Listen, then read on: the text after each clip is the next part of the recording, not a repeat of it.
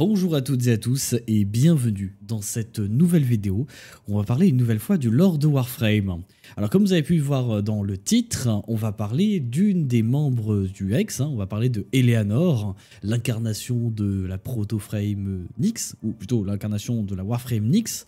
Bref, on va en parler un peu plus en détail et oui, vous avez vu dans le titre, elle a rencontré l'homme dans le mur. Et d'ailleurs, elle n'a pas fait que rencontrer l'homme dans le mur, elle a appris l'objectif de l'homme dans le mur, du moins elle a une idée assez claire de ce que serait l'objectif de l'homme dans le mur et de sa situation actuelle, de comment est-ce qu'il en est arrivé là où il en est. Bref, on va en parler un petit peu plus en détail, on va revenir quand même d'abord au tout début de comment est-ce qu'elle a fait pour tomber sur ces informations. Prenez place et installez-vous, bonjour et bienvenue dans le lore de Warframe. Alors tout d'abord, c'est qui Eleanor? Alors comme je vous ai dit, Eleanor c'est une membre du Hex, donc c'est-à-dire que c'est une personne qui a aidé Albrecht Entrati en 99 à faire tout Schmilblick. Je vous laisse aller regarder les vidéos qui parlent de 99 à ce moment-là, je vais pas refaire toute l'histoire de cette mage. Eleanor du coup, elle incarne Nyx. Nyx, c'est une Warframe qui a des pouvoirs de télékinésie et aussi de contrôle mental. C'est-à-dire qu'en utilisant les pouvoirs de Nyx, Eleanor peut contrôler mentalement quelqu'un, mais aussi lire ses pensées, ressentir ses émotions, etc., etc. Ce qui fait du coup que c'est toujours une grosse migraine qu'elle a tout le temps, parce qu'elle entend les pensées de tout le monde, parfois même sans forcément le vouloir, ce qui peut être un peu chiant pour les relations. Mais bref. Du coup, Eleanor, elle a voulu utiliser ses pouvoirs pour entre guillemets, sonder l'esprit de Rusalka. Alors Rusalka, pour ceux qui ne se rappellent pas c'est qui, Nézi Rusalka, c'était la chef du Skaldra, d'accord? En 99, il y avait Victor et Nézi Rusalka. Sauf que, ce que Eleanor ne savait pas, c'est que Nézi Rusalka n'était plus Nézi Rusalka. Rusalka était en réalité contrôlé intégralement par l'homme dans le mur. Résultat, quand Eleanor a voulu sonder l'esprit de Rusalka, elle n'est pas tombée sur l'esprit de Rusalka. Elle est tombée dans le vide. Voilà, elle est vraiment tombée littéralement. Elle dit que c'est comme si elle était à bord d'un bateau et qu'elle est sautée dans l'eau, littéralement, en pensant qu'il y avait la terre ferme, mais en fait non. C'était pas la terre ferme. C'était le vide. Elle a eu l'impression de tomber dans un vide infini et elle a rencontré l'homme dans le mur. Alors avant qu'elle rencontre l'homme dans le mur, elle dit une phrase qui est quand même assez intéressante. Elle dit que quand elle tombait dans le vide, c'est un peu comme si elle remarquait que tout ce qui existait, la réalité même, l'existence même, n'était que finalement la croûte supérieure, la surface d'une profondeur abyssale et terrible et horrible. Et que si tout le monde avait conscience de cette profondeur et de ce qu'il y a au fond, il n'y aurait plus que folie et chaos partout. Ouais, ça donne pas envie d'y être. Bah, elle y était allée quand même, donc c'est force. Et c'est ainsi que du coup elle rencontra l'homme dans le mur. D'ailleurs, elle compare sa rencontre avec notre très cher indifférent comme la rencontre entre un éléphant et une mouche qui rampe. Ouais, même pas elle vole la mouche, elle rampe au sol. Voilà, c'est vraiment ça la comparaison. Maintenant, imaginez un éléphant. Imaginez une mouche qui rampe. On aurait pu imaginer une souris, mais non, c'est une mouche encore plus petite qu'une souris. Voilà, bah c'est comme ça qu'elle s'est ressentie quand elle était face à l'homme dans le mur. Alors, pour ceux qui n'ont pas compris, c'est elle la mouche. Et l'homme dans le mur, c'est l'éléphant. On sait jamais. Au cas où il y en ait 2-3 un peu spéciales au fond de la classe. Voilà. Mais contrairement à Eleanor qui regardait l'indifférence, ces sacrés hommes dans le mur, comme une sorte de presque divinité, comme un éléphant gigantesque à côté d'elle, l'homme dans le mur, lui, il l'a regardé... il l'a même pas regardé en fait. Ou alors il l'a regardé sans la regarder. En fait, il l'a regardé comme nous, on pourrait regarder une fourmi. C'est-à-dire avec dédain, avec un peu de détachement, un peu d'indifférence, finalement. Limite, elle dit qu'elle aurait préféré qu'il la déteste. Parce qu'au moins... il aurait reconnu son existence. Il aurait eu quelque chose à faire d'elle. Là, il l'a regardée comme si tout son être, toute son existence, tout ce qui faisait d'Eleanor Nightingale, n'avait aucune importance. Elle dira même qu'elle a eu l'impression que tout son être s'effritait et disparaissait juste par son regard. Donc l'homme dans le mur, juste en vous regardant, il est capable de vous donner l'impression que vous n'existez plus. Et c'est contre ça qu'on se bat. super. Mais, d'ailleurs, elle dit... D'ailleurs, elle donne une petite info en plus.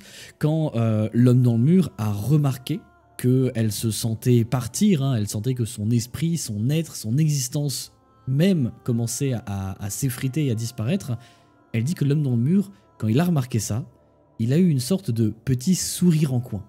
Comme si d'une certaine manière, eh ben, il n'en avait rien à faire d'elle, mais quand il a remarqué qu'il avait quelque chose sur elle, donc il avait un effet sur elle, et ben là ça lui a fait plaisir. C'est juste pour vous montrer bien à quel point est-ce que l'homme dans le mur est un cinglé. Voilà, c'est un taré, c'est le méchant originel, d'accord. C'est lui, c'est l'ennemi à abattre. Voilà, s'il y avait encore un doute là-dessus, normalement là il n'y a plus de doute. Bon, sa rencontre avec l'homme dans le mur, elle va quand même servir à quelque chose de très intéressant. Elle va servir à quelque chose qui est de savoir son objectif. Elle va dire, j'ai mes petites notes sur le côté pour pas oublier les informations, mais elle va dire qu'en gros, tout d'abord, l'indifférence serait coincée. Alors c'est pas forcément très nouveau, sachant que quand on voit la tête qu'il a, il a pas l'air d'être super libre de ses mouvements, mais il serait coincé dans un mur, bien qu'on ne sache pas réellement ce qu'est ce mur. Est-ce que c'est réellement le truc qu'on voit derrière l'homme comme ça, ou est-ce que le mur c'est autre chose? On sait qu'il y a aussi, par exemple, le sorte de voile qui sépare notre dimension à celle du néant est appelé le mur de Locke. C'est un peu comme si vous voyez la faille du Zarimanten Zero dans le système solaire, une faille qui finalement est au milieu de l'espace, de rien. Et ben c'est une faille qui a été faite dans le mur de Locke. Est-ce que du coup l'homme dans le mur est coincé dans un mur, à proprement parler le mur, ou est-ce que le mur c'est ce qui sépare notre dimension à celle du néant? On sait pas. Mais en tout cas il est coincé dedans, ça on est sûr. Elle dit aussi quelque chose de super important, et je trouve que c'est l'une des infos les plus importantes de ce qu'elle nous dit, Eleanor, par rapport à l'homme dans le mur. Elle dit qu'il semble emprisonné, piégé et ou empoisonné. Alors ça, c'est une information extrêmement importante. Ça veut dire que l'homme dans le mur actuellement, il est affaibli. Je n'ose même pas imaginer qu'est-ce que c'est quand il est au sommet de sa forme, cet enfoiré. Mais du coup, actuellement, l'homme dans le mur est vraiment coincé. Il a été emprisonné ou empoisonné ou enfermé en tout cas. Mais du coup, si c'est le cas, par qui? Qui aurait la capacité, la puissance pour faire ça à un gars comme ça? Parce que déjà rien qu'affaibli, c'est l'une des plus grosses menaces, si ce n'est la plus grosse menace de tout l'univers de Warframe. Mais alors, quand il était à son prime, il y a des gens qui étaient encore plus à son prime que lui pour l'enfermer là-dedans. Donc bon, après, en même temps, les autres, on les voit plus. La théorie serait que l'Unum est à voir là-dedans. Mais bon, ça c'est peut-être une vidéo que je ferai un jour sur la théorie de la relation entre l'Unum et l'homme dans le mur, mais c'est pas le sujet actuellement. Mais en tout cas, on ne sait pas qui l'a enfermé, empoisonné ou autre, mais apparemment, Eleanor dit qu'il semble emprisonné, empoisonné, piégé, etc. Mais finalement, la plus grosse information que Eleanor va nous donner, en tout cas, elle va plutôt finalement valider une information qu'on pensait déjà avoir de base, c'est l'objectif de l'homme dans le mur. On savait déjà un peu, via le fardeau de Harrow et via le Zarimanten Zero, etc., que l'objectif de l'homme dans le mur, c'était de sortir. Alors, à cette époque-là, fardeau de Harrow, on ne savait pas de sortir de quoi. Hein, on ne savait pas qu'il était piégé. On savait que son nom, c'était l'homme dans un mur, donc peut-être qu'on s'imaginait qu'il voulait sortir du mur. Et bah oui, apparemment, Eleanor confirme, il veut sortir du mur. Actuellement, il est coincé, et son objectif, c'est de se barrer. On sait déjà que les anges du néant, ceux qui sont présents dans Zarimanten Zero, qui ne sont pas présents que dans Zarimanten Zero, apparemment il semble que les anges viennent aussi d'ailleurs, dire que il y avait déjà des anges du néant avant même que les adultes du Zariman soient transformés en anges. Les anges du néant, c'est pas seulement les adultes du Zariman. Il semblerait que les anges du néant, il y en a aussi ailleurs, qui viennent d'autres humains peut-être, on ne sait pas. Et donc ces anges du néant, leur objectif, c'est de trouver une brèche dans le mur de Locke, hein, donc dans le mur qui sépare les dimensions, pour leur mettre et pour qu'ils puissent passer à travers. C'est aussi pour ça que le rôle du Zariman et de l'équipe des irréductibles qui est à bord, donc Cavallero, etc. Je sais plus trop le nom des autres, Quincy, non Quincy c'est l'autre, Archimede Yonta, etc. Queen, etc. Et en basque, Ces 4 fameux irréductibles sont super importants parce qu'ils ont fait déplacer les Arimaten Zero dans la brèche pour que l'homme dans le mur ne puisse pas l'utiliser. Sinon, le néant se serait déversé dans le système origine et ça aurait été la fin du système origine. Donc merci à eux quand même, parce que sans eux, c'était ciao. L'autre armée de l'homme dans le mur, j'en ai déjà parlé plusieurs fois en vidéo, mais aussi en stream, c'est les fragmentés. Vous savez, c'est une sorte de scolopendre, je sais pas comment on peut appeler ça, mais une sorte de gars... D'ailleurs, il y a eu un assassinat avec un event où on devait tuer le Fragmented One. Les fragmentés, eux, leur objectif, c'est de relier les segments de Kra, qui sont tout simplement les lignes temporelles, si je devais le simplifier le plus possible, pour que leur maître, donc l'indifférence / l'homme dans le mur, puisse se balader dans le temps. Voilà, tout simplement. Donc à partir du moment où tu bloques les deux là, et l'homme dans le mur, lui, il est coincé. Et d'ailleurs, c'est ce qu'on a fait. Hein. Au passage, la séquence de Kalimos, c'est justement ça. C'est bloquer le temps, bloquer machin, etc. Et aussi réactiver les avatars. Mais bon, ça, on en reparlera très certainement dans une vidéo qui portera sur l'activation de la séquence de Kalimos. Ça fait beaucoup de vidéos à faire plus tard, hein. Mais en même temps vous êtes contents, ça fait plein de vidéos qui arrivent. Donc pour résumer, grâce à Eleanor, on sait 3 choses. On sait qu'il est coincé dans un mur, mais réellement coincé dans ce mur, donc il n'est pas libre de ses mouvements, et c'est très certainement pour ça que, à part avoir une grande gueule et se foutre de la tronche d'Albrecht Centrati, l'insulter, prendre la forme de machin, apparaître sous forme d'apparition et non pas comme quelqu'un de physique, et c'est parce qu'il ne peut pas. Actuellement, l'homme dans le mur ne peut pas physiquement être là. Il ne peut pas nous atteindre. Il a toujours besoin de nous atteindre, mais à travers quelqu'un d'autre. À travers les fragmentés, à travers les anges ou à travers le murmure, par exemple. Ou alors à travers la folie, etc. Mais donc actuellement, on a un avantage sur lui.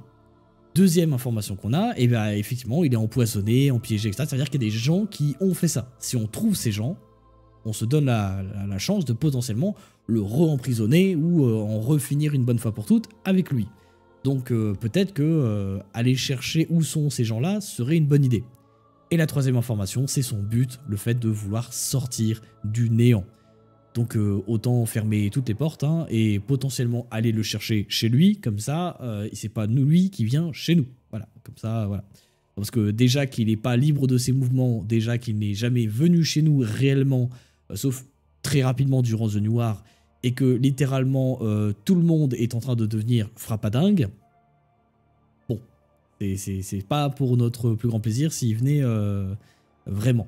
Hein, on va faire en sorte qu'il reste là-bas. Et c'est un peu tout avec les informations qu'on a de Eleanor. Je vais continuer à creuser de mon côté hein, là-dessus, mais je trouve que c'est très intéressant. Hein. Si vous n'avez pas eu ces informations maintenant, vous les avez. J'espère que ça vous a plu et j'espère que ça vous a fait un petit peu... entre guillemets, travailler les méninges. N'hésitez pas à me dire dans les commentaires ce que vous avez pensé de ces informations et si vous avez appris quelque chose ou non, et ainsi de suite. Moi, j'espère que ça vous a plu et que vous avez appris des choses. On se retrouve dans une prochaine vidéo sur Lord Warframe. D'ici là, portez-vous bien, prenez soin de vous et surtout, n'oubliez pas, abonnez-vous et mettez un commentaire. Hein, et le néant prend, mais il donne aussi. Salut tout le monde.